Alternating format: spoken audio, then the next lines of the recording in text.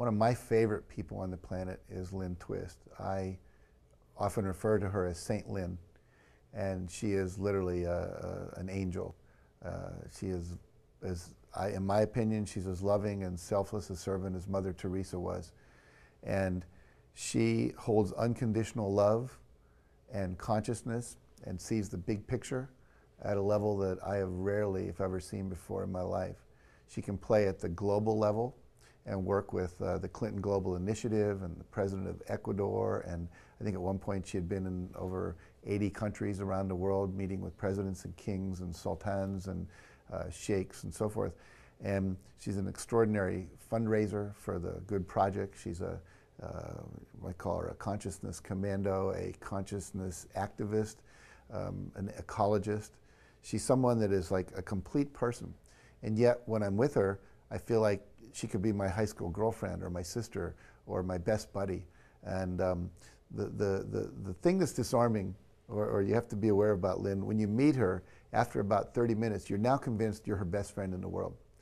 And the disillusioning part is when you go to an event 3 months later and you realize everyone's her best friend. So you're not quite as special as you think you are, but you are, because to her, everybody is special. And I have been to the rainforest with Lynn, with the Pachamama Alliance in Ecuador at the Capaui Eco Lodge. I have been in the high mountains of Ecuador with shamans with Lynn. I have been with Lynn in seminars where she was teaching about the soul of money. She came into TLC about halfway through its history, and I would say there have been 3 seismic events that have happened within TLC that kind of rocked it to its core or shifted its direction. And Lynn was one of those events. She came in and did her talk about the soul of money, and everybody was shaken. All of our paradigms and our preconceptions, assumptions that we had about money and wealth and abundance, we really had to question. And a lot of us really shifted how we were charging for our seminars, how we enrolled people, how we talked about money, where we were placing our money.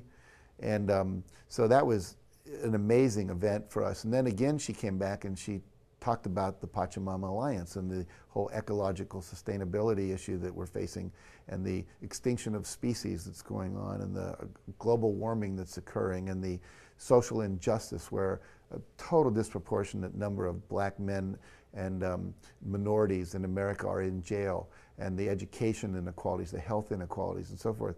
And it was just like a wake-up call, like the things we weren't paying attention to. I mean, we were aware of them, but not nearly at the level. And as a result of that, we created a Pachamama leadership training within TLC, and half the membership are now trained Pachamama Symposium facilitators. And I've co-led 3 of them with Lynn and with other members in the TLC group, the Transformational Leadership Council.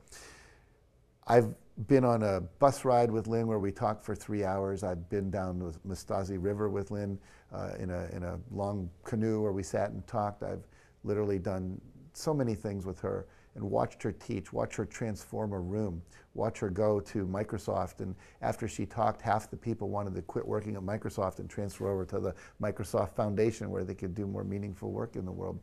She is articulate, passionate, caring, empathic, a great speaker, a great storyteller, someone who, when you hear her life, you say, my God, they should make a movie out of that life. It is a life of transformation that inspires everyone. So she is inspirational, transformational, and just one of the best people on the planet. I just love Lynn to death.